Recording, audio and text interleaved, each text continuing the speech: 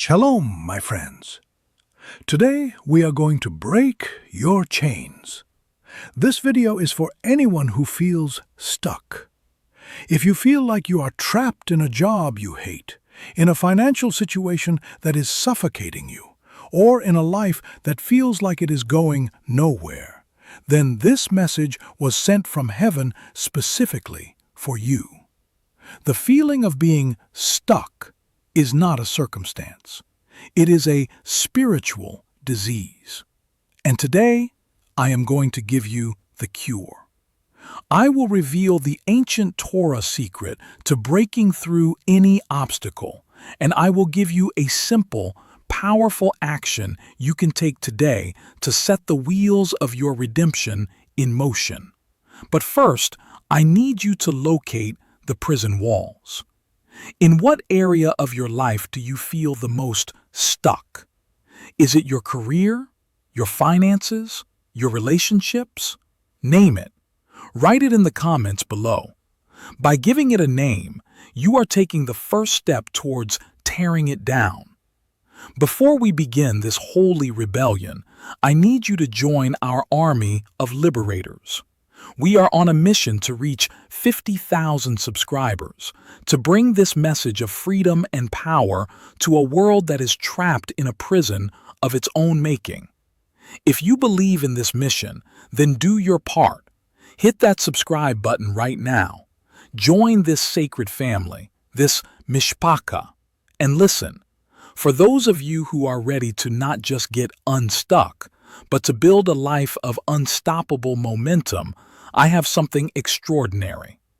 I have opened enrollment for the Torah Millionaire Business School, but I must warn you, it is closing very soon.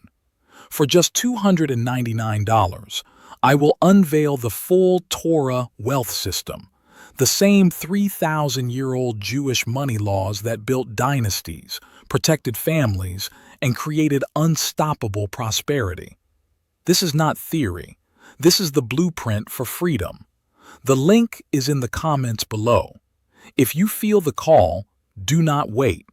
When the door closes, it closes. Now, listen to me. The feeling of being stuck is one of the most painful experiences in human life. It is the feeling of running on a hamster wheel. You are expending enormous energy. You are working hard. You are trying. But your scenery never changes. You end every day in the exact same place you started. It is a quiet desperation. It is the death of the soul by 1,000 tiny frustrations. And the world will give you 1,000 excuses for why you are stuck. They will tell you it's the economy. They will tell you it's your boss. They will tell you it's your lack of education or opportunity. These are all lies. They are the bars of a prison you have built for yourself. I know this prison intimately. I lived in it for years. There was a time in my mid-30s when my business hit a plateau, a terrifying, dead, flat plateau. For 2 solid years we did not grow. We did not shrink, but we did not grow. I was working harder than ever, 80-hour weeks. I was trying every new strategy, reading every business book. Nothing worked. It felt like I was punching a brick wall. Every morning I would wake up with a sense of dread, knowing that I was about to spend another day running on that hamster wheel, going nowhere. I was stuck. And the worst part was the voice in my head that started to whisper, maybe this is it. Maybe this is all you are capable of. Maybe you should just give up. That voice is the sound of the prison door locking behind you. Here is the fundamental problem, the common enemy. You believe that the breakthrough must come before the action. You are waiting for a sign. You are waiting for the perfect opportunity. You are waiting for the sea to part before you are willing to get your feet wet. You are standing at the edge of your own personal Red Sea, paralyzed, praying for a miracle, while the Egyptian army of your debts, your fears, and your regrets is closing in behind you. You have it completely backward. You think, when I see a path, I will move. The Torah teaches the opposite. When you move, a path will appear. This is the hidden mechanism, the great secret of all breakthroughs, spiritual and financial. Action precedes the miracle. The universe does not respond to your hopes. It does not respond to your prayers alone. It responds to your movement. In the language of Kabbalah, this is the principle of It'aruta del Tata, an arousal from below. When you take a concrete physical action in this world, even a small one, you create a spiritual vibration that arouses a corresponding reaction from above, It'aruta del Ela. Stagnation below creates stagnation above. Movement below compels movement above. You are not waiting for God to act. My friends, God is waiting for you to act. The cost of this paralysis is your entire destiny. It is the life you were meant to live, the wealth you were meant to create, the impact you were meant to have. All of it remains locked away in a potential future that will never be born, because you are waiting for an invitation that will never come. The cost is waking up at 70 years old, filled with the bitter regret of a life unlived, a song unsung. The pain of taking a risk and failing is nothing compared to the pain of looking back on a life of quiet, safe, and stagnant desperation. Now, let me prove this to you from the most dramatic moment in the entire Torah, the splitting of the Red Sea. The children of Israel have just escaped from Egypt. They reach the banks of the Yam Suf, the Red Sea, and they are trapped. In front of them is an impassable body of water. Behind them they can hear the thundering chariots of Pharaoh's army, the most powerful military on earth, coming to slaughter them. They are stuck. It is the most hopeless situation imaginable. So, what do? They do what most of you are doing. They cry out to God. They stand there, paralyzed by fear, waiting for a miracle. And what is God's response? It is one of the most shocking and instructive moments in the Torah. God says to Moses, "Ma titzak elai, daber el bnei Yisrael v'yisa'u." Why are you crying out to me? Speak to the children of Israel, and they shall travel. Can you imagine the audacity?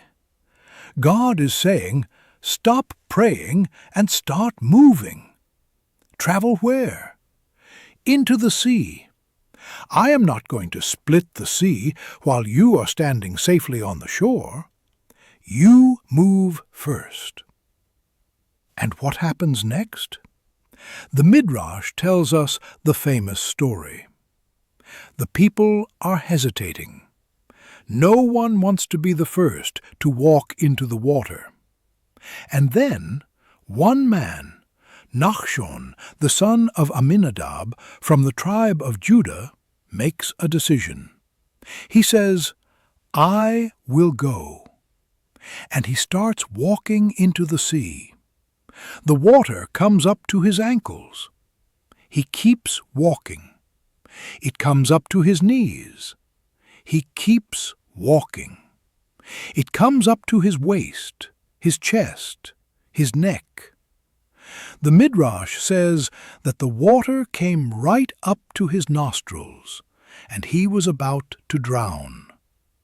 And it was only at that moment, when he had demonstrated a level of faith in action that was beyond all logic, that the sea split.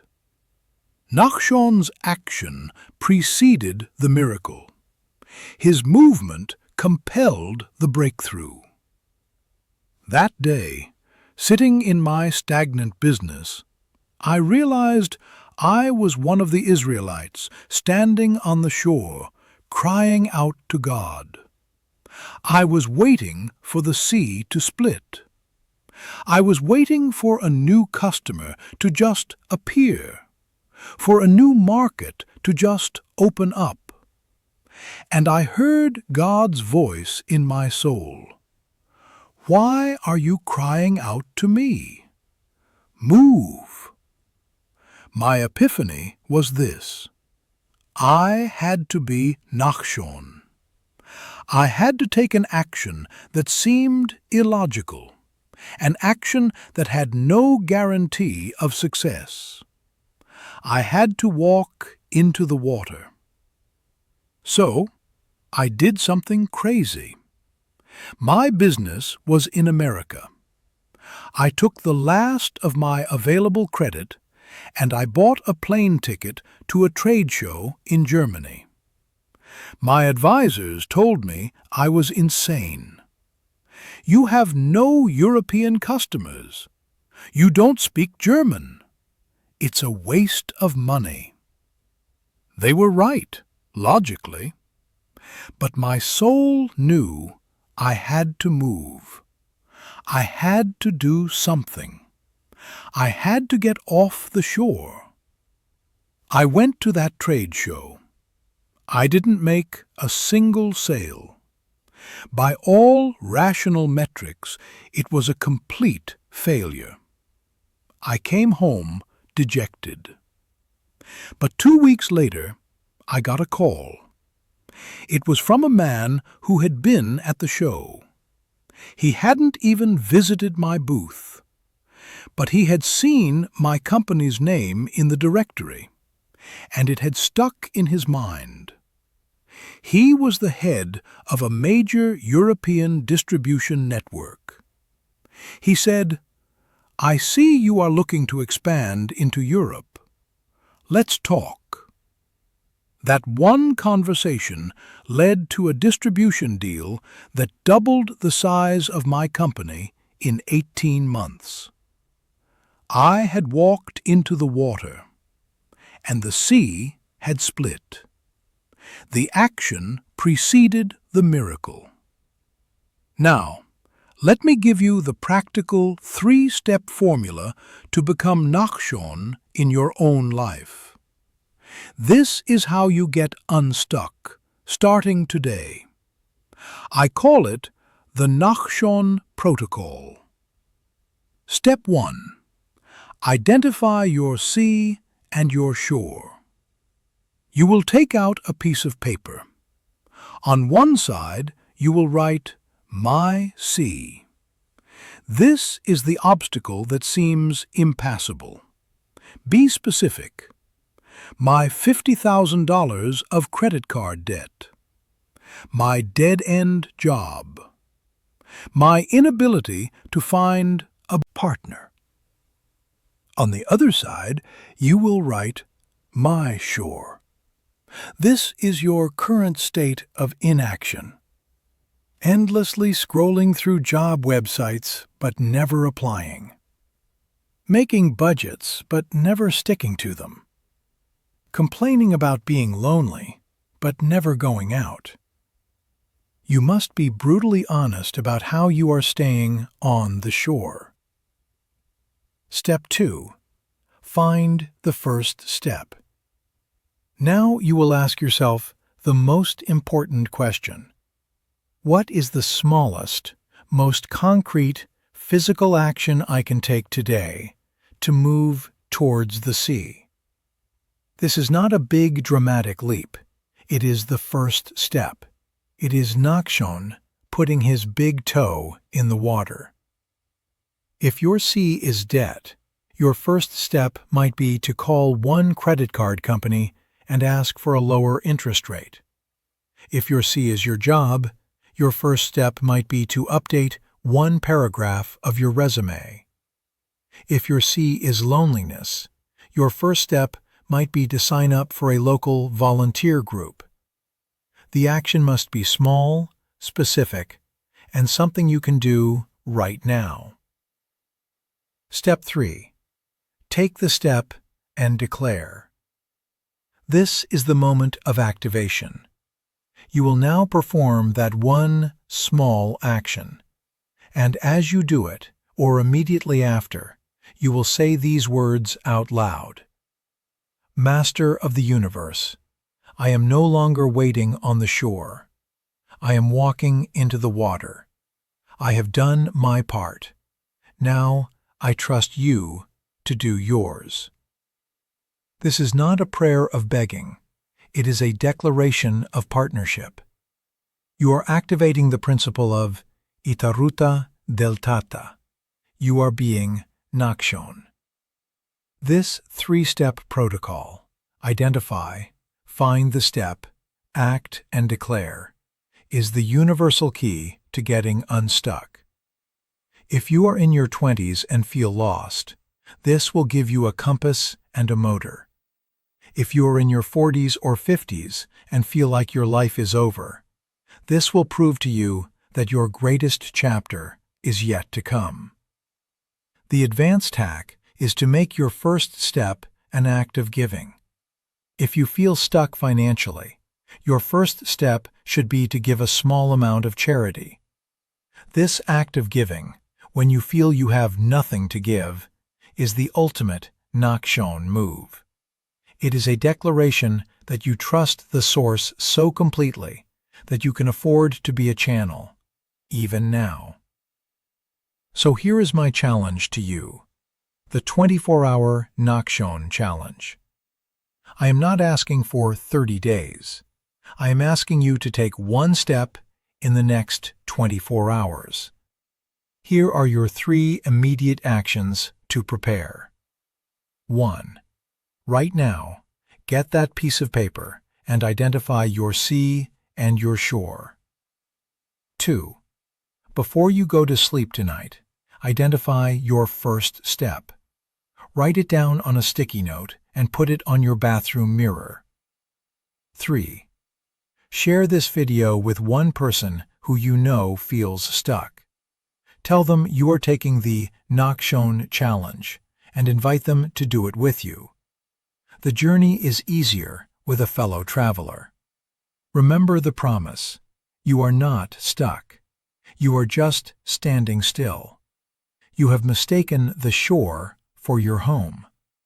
But you are a child of the God of miracles, the God who splits seas. He has given you the power and the responsibility to initiate your own redemption. Stop crying out to Him. He is waiting to hear from you. He is waiting for the splash of your first step. As the great King Solomon, the wisest of all men, said in Ecclesiastes, "Cast your bread upon the waters, for after many days you will find it again."